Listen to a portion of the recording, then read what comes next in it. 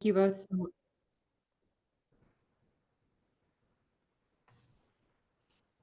Thank you both so much. As you heard, my name is Amy Meacham. I'm with CTC Technology and Energy, and Rebecca is going to help me a bit with the slides. So uh, I may be technology proficient, but running the Zoom slides and speaking at the same time is not always my particular strength. So I am here primarily to give you an update on Volume 2 of the initial proposal that Wyoming is putting together. And so with a little bit of a background, we can go through some of the timelines on BEAD if we can go to the next slide. So perfect. So as you can see, this is an overall timeline and sort of where we are in the process. The state has submitted the 5-year action plan to the federal government and is working on the initial proposal, volume 1 and 2. The comment period for volume 1 has closed, and the comment period for volume 2 is open through November 17th. And so we are in the middle of the planning year, as you've heard probably multiple times. And if it's your first time with us, 2023 is definitely the year of plans. There have been 3 BEAD plans that the state has worked on, as well as a digital accessibility and opportunity plan that again has been completed. But this, again, we're talking here about BEAD, which is the Broadband Deployment Awards. And as you can see, there is a lot going on at the state level with respect to broadband deployment and the BEAD and the capital projects planning. So next year once these initial plans are approved, then there will be activity next year on the challenge process to get all of the data in the best shape possible, so that when the state goes out to application for the BEAD grant awards, that it will be in the best position to know what the universe of unserved and underserved locations are in order to meet the BEAD program and the state goals. So at that point, and then at that point, they will run the grant program and propose the final grants to the federal government for approval. So just as a reminder of the process. Thank you, Rebecca. We can go to the next couple slides.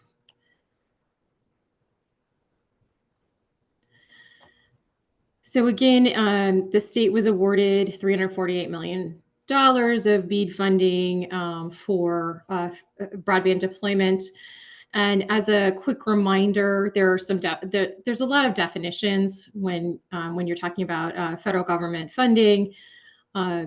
Really, the federal government wants to make sure that anyone who doesn't have access to 25 megabits of download and 3 megabits up of service is considered unserved, and then anyone between 25 megabits down and 3 up and 100 down, 20 up is considered underserved for the definitions of the programs. And the program prioritizes unserved first, so the state must have a plan to reach all of its unserved locations before then it can provide funding for underserved locations, and then before any funding could go anywhere further than that.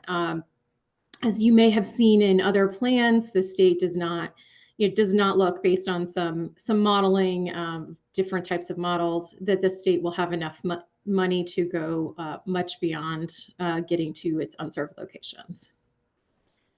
And then again, as I noted earlier, by the end of the year, the state will have submitted 3 plans. Next year, it will work quickly to issue provisional grants, and really hope to see the state start deploying in 2025.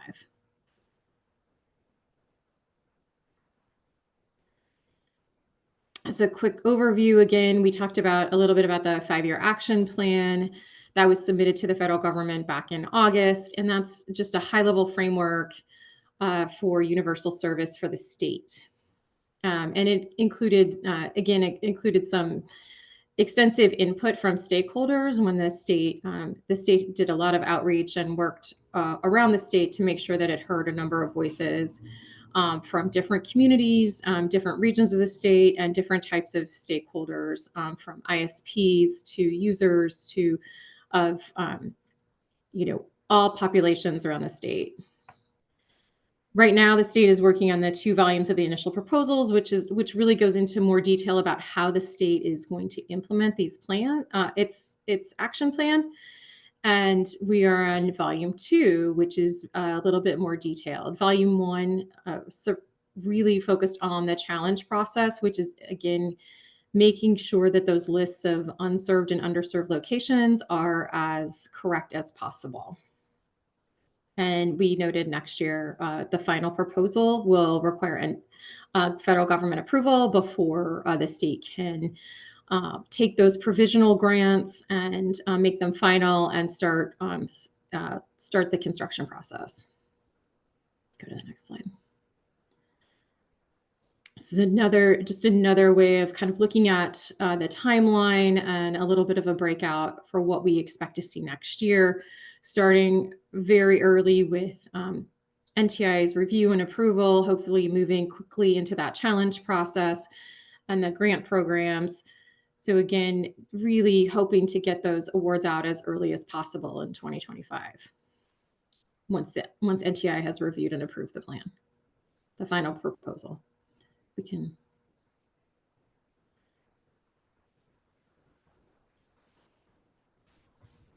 So I talked a little bit about it. Again, this initial proposal was divided into 2 volumes, which is how the federal government describes it.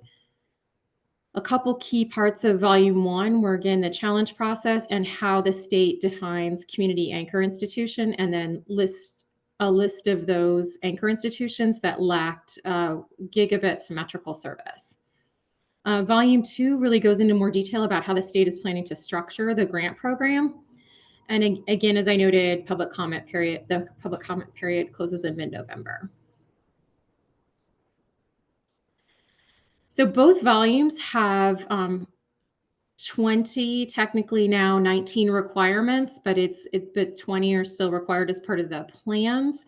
Part of those were included in volume 1, and there are 16 elements to volume 2. And as you can see, there's quite a number of different elements here, but a key element that we'll be talking about today is the subgrantee selection process. And then you'll see on the next page, the low cost or the affordability plan. And there are quite a number, as you can see, there's quite a number of other requirements that the federal government requires as part of the plan, everything from workforce readiness to a natural hazard mitigation risk for the infrastructure, to making sure that that the state is asking for budget. And just a quick note on here, the federal government listed that the state should be asking for 20% of funding, but then has come back with subsequent guidance to ask for 100% of the allocation. So you will see that in the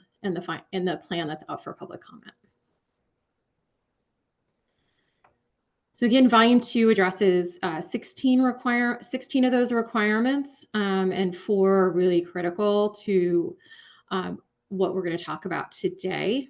One is the grant program structure, or the subgrantee selection process, as the title of that section works. Another is scoring criteria, which is in the same section. And there is a mandatory low-cost service offering that is required by the federal government. And then the 4th is the application requirements. And so it's various certifications that the state will require to align with both the state requirements and the federal government requirements. And I think it's important to understand sort of a little bit of the context for framing the decision-making. Please know that, again, all the states must develop a plan to reach 100% of those unserved locations of less than 25 megabits per second down and 3 up. But not all states have enough funds to reach all of those locations. And, based on some initial assessments, it's, a Western state like Wyoming, especially with some really tough terrain, it's a little more expensive to build. People are a little more dispersed. It's, I think we have some providers probably on this call that know that there might not be enough funding to reach all of those locations, but the state is going to do the best it can to come back with the best plan it can for the state. Again, unserved locations are the very first priority for the fund, and that is a statutory requirement and also a regulatory requirement for the program. There is a preference for fiber in the program, and that's come from the federal government, and it must be prioritized over other technologies. And other technologies can only be funded if fiber becomes too costly in a given area. In the plan, that's called the extremely high cost per location threshold, because everything has to have a name that sounds very hard to pronounce. But it's the extremely high cost per location threshold. Again, cost is a major factor in funding. We're going to talk through some of the scoring in a bit, and you'll see that cost is part of the mandatory piece for scoring. The timeline is extremely compressed, because once the federal government has approved the initial proposal, the state only has 365 days to run its grant process and issue provisional grants in order and draft the final proposal in order to get the funding and get approval from the federal government. So it is a fast turnaround to run the process that is required for these programs. And that, part of that process is the challenge process. So the state will be moving fast to start working on its challenge process as soon as possible. The state cannot start that challenge process until, of course, the federal government actually approves its first volume, and then the second volume gets turned in. The structure of the grant program, again, is left for the states to determine, but the federal government has had often a heavy hand in determining what it will and will not approve. So a little bit about what the structure looks like. There's a multiple phase to the program. So starting with the application preparation, applicants who are interested in providing services under BEAD or applying for BEAD grants can combine census block groups to construct their project areas. And they really want to look at, they will have some access to benchmark pricing, so they can estimate the funding per each census block group. And then they'll have access to what is the scoring rubric, which we will go through in a second. Scoring then, the broadband office will actually divide applications into priority applications. And as I noted, fiber is prioritized under the program, under the federal government's rules, and then non-priority applications, which are non-fiber applications. And of course, then the state will score each of the applications according to the published scoring rubrics. At that point, the state can look at the data that it's receiving from those applications and set the extremely high cost per location threshold, because there should be enough data from the applications to determine where those locations start to be non-economical for the state in terms of reaching the most locations. The broadband office will also flag for further engagement, applications that might exceed the published benchmarks for those project areas. So once the state has gone through all of that, which sounds a lot more simple than it will likely be in practice, then the state will provisionally award projects under the benchmark, and those census block groups that might be over the benchmark could also be targeted for a second round or of grants or satellite if needed. And then also just to note that the state will prioritize projects in high poverty areas if if needed. The federal government has allowed something a little unusual here too, which allows and has really focused on allowing the states to negotiate. So um, once the state has a sense of where coverage might be, or where there's applications, or where applications might not come in, then the state can go back and solicit applications for census block groups that might include unserved locations that might not have been included in that original round, and negotiate with providers to pick up those locations. And then if there are overlapping applications, the state will be using a deconfliction process to identify overlapping locations and comparing those applications accordingly.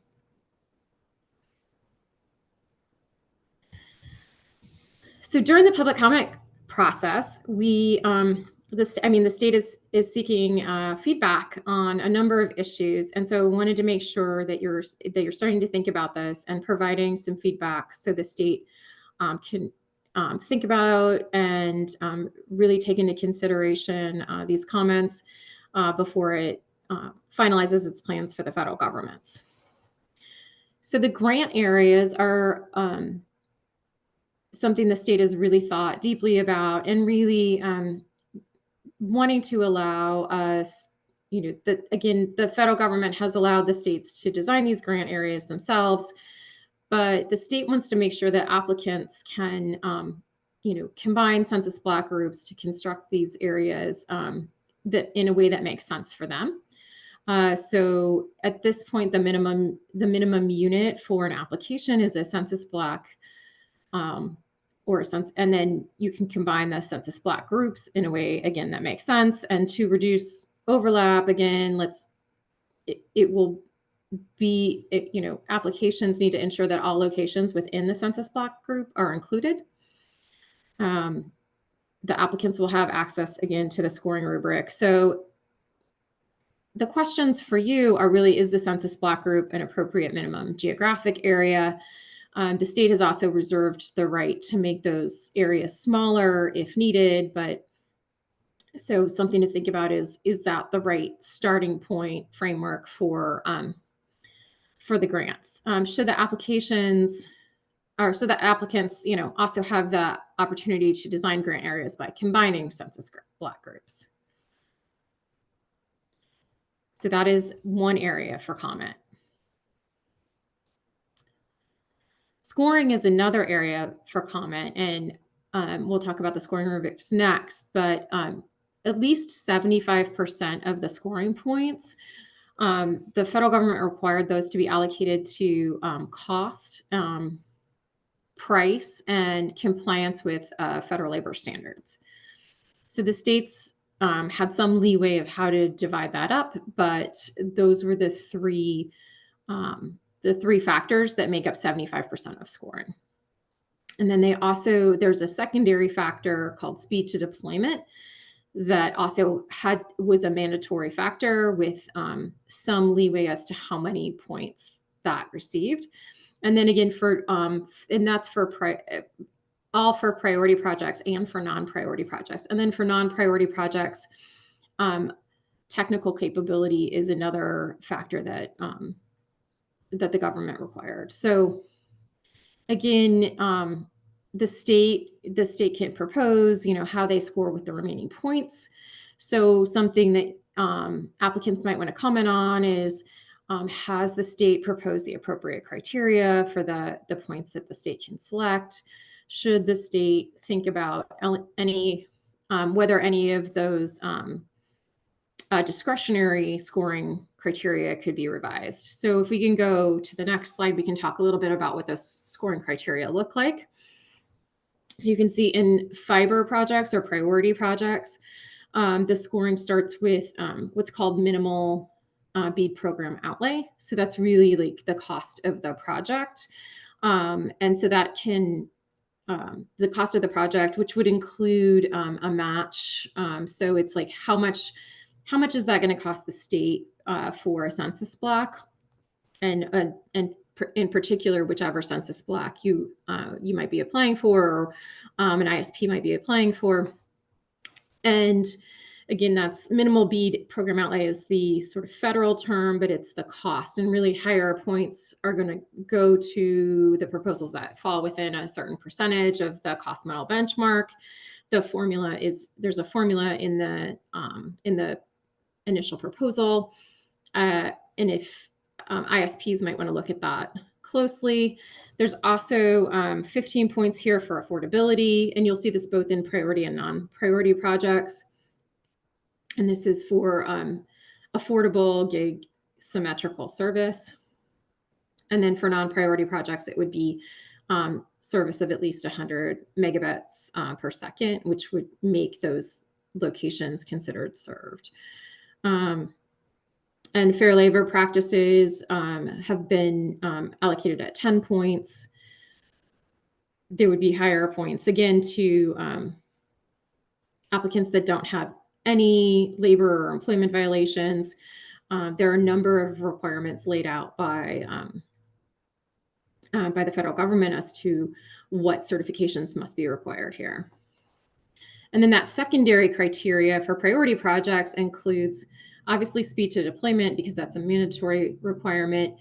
How many unserved broadband serviceable locations within the census block or the census block group in the ratio of those for the census block. And then the service in Wyoming, so points for having business or being part of the Wyoming community already. Again, if you're current service or current utility service within the state, higher points. And then there are certain census blocks that have higher natural hazard risk, and so again, a score across on risk mitigation gets you up to 3 points here. And then it's really, it's important to the state to make sure that ISPs are coordinating with local and tribal governments as part of their projects. So that type of support for the projects will also garner some points. We can keep going. You'll see some, again, similar state priorities put into the non-priority project scoring rubric. And as you can see, the secondary criteria, speed to deployment and speed of network and other technical capabilities, those are really mandatory criteria. So the scoring is a little bit different for non-priority projects, which is non-fiber projects, but similar in terms of secondary criteria for state priorities. Go to the next slide. Another big issue for this program is the mandatory low-cost service offering. Affordability is an important part of the statute, and so that is something that's required as part of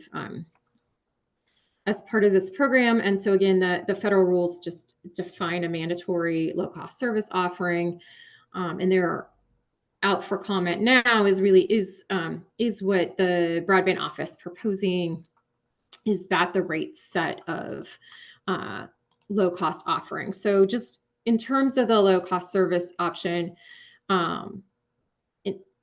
in order to be eligible, it's an eligible consumer for the low cost service option. It's identical, must be eligible for the FCC's Affordable Connectivity Program, or ACP. The low-cost offering must offer speeds of at least 100 megabits per second down and 20 megabits per second up, have no data cap, surcharges, usage-based throttling, and standard usage policies, have latency of no more than 100 milliseconds, price not more than $60 a month or $75 a month on tribal lands, no additional non-recurring charges. And then just noting that ACP could actually provide a subsidy of up to $30 per month for ACP eligible consumers, or $75 a month for eligible consumers on tribal lands, and then allows for an annual increase in the plan cost tied to the consumer price index.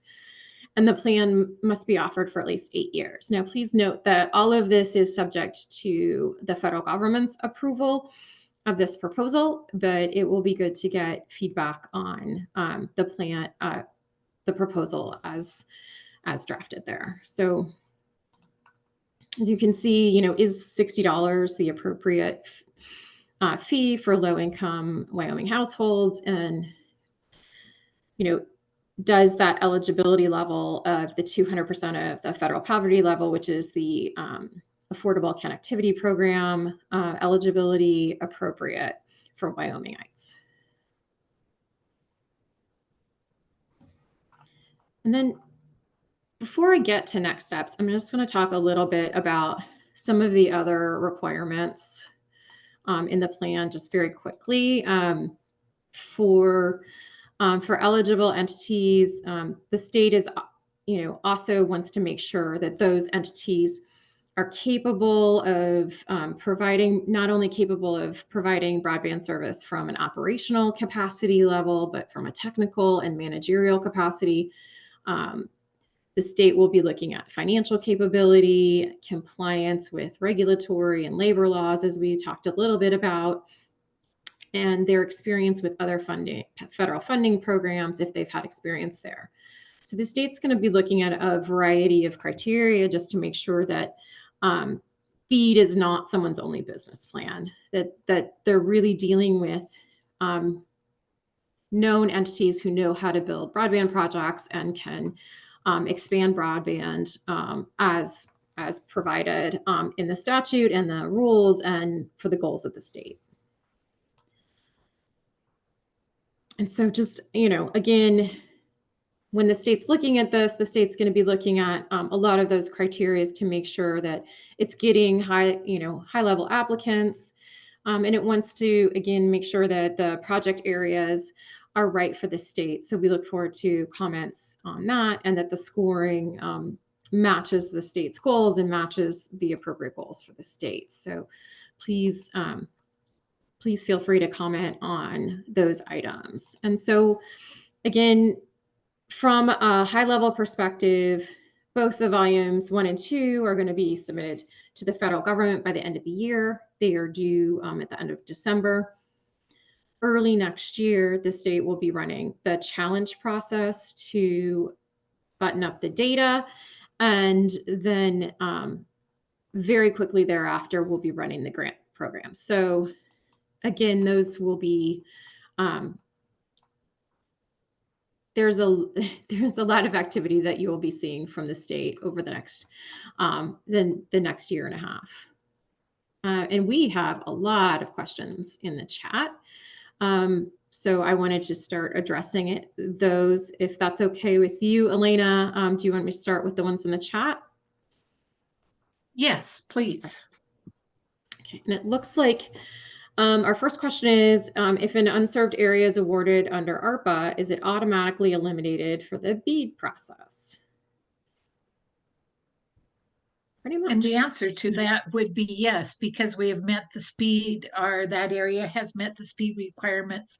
And that's what part of BEAD is to bring that up from whatever it is to 100 megabytes per second over 20 upload or symmetrical. So yes, which is the same requirements as CPF. So if it was awarded in CPF, that area then is not eligible for BEAD.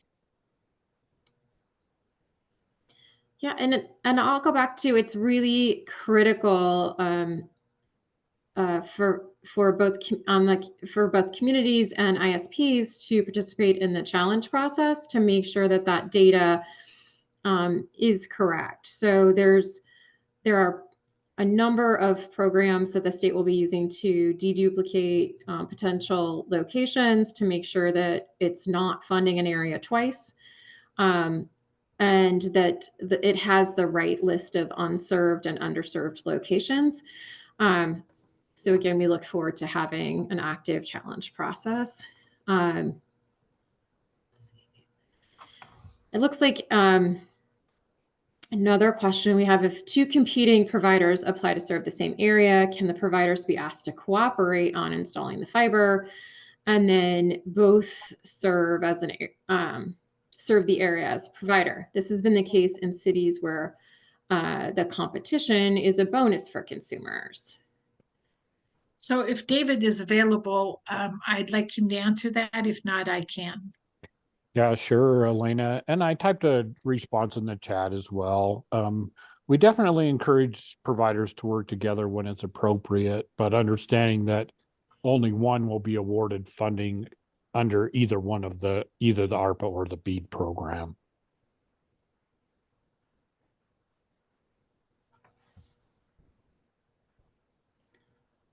And then it looks like, David, you're going to have to answer this one too. Are points awarded for letters of support for ARPA as well as BEAD proposals? Yeah, again, thank you for the questions, Mr. Inez. I think in the case of the ARPA, that scoring and application has been completed. There were some letters of support that were sent in, but as you could see from the scoring criteria in both programs, there were not specific points awarded in ARPA, although there are some community outreach criteria that Amy had covered under the BEAD program and some scoring associated with that. And then to further answer your question in regards to letters of support from governmental agencies and homeowners association, those should be addressed to the Wyoming Business Council Broadband Office.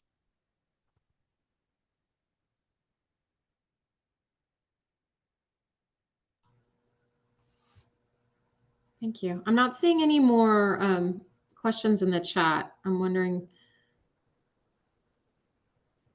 if we have any further questions.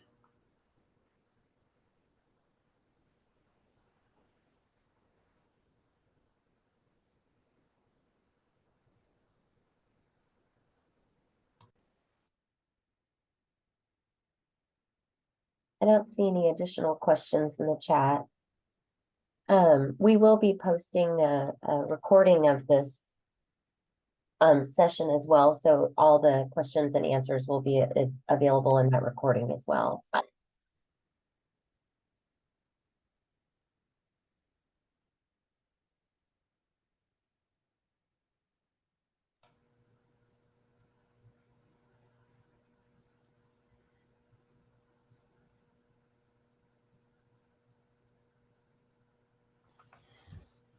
Elena, is there anything else in particular that you'd like to highlight while we go through? I mean, I think we picked the most salient points. I'm wondering if there's anything